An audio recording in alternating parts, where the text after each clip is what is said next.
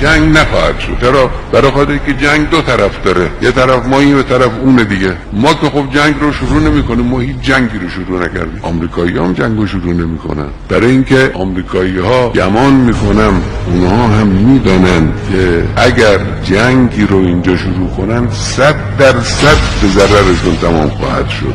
جمهوری اسلامی و ملت ایران اون مجموعه هستند که هر کس به اونها تعرض بکند ممکنه ضربه بزنه، اما ضربه بزرگتر رو خودش خواهد خورد، چون که تا حالا اینجوری بوده. آمریکایی‌ها یه بارم اینجا حمله کردن طبس دیگه، یادتونه، خودشون نجس کردن برگشتن رفت. درسته که خیلی چیزا رو ممکنه نفهمند، اما به نظرم میاد انقدرم چیز نیستن که اینو نفهمن.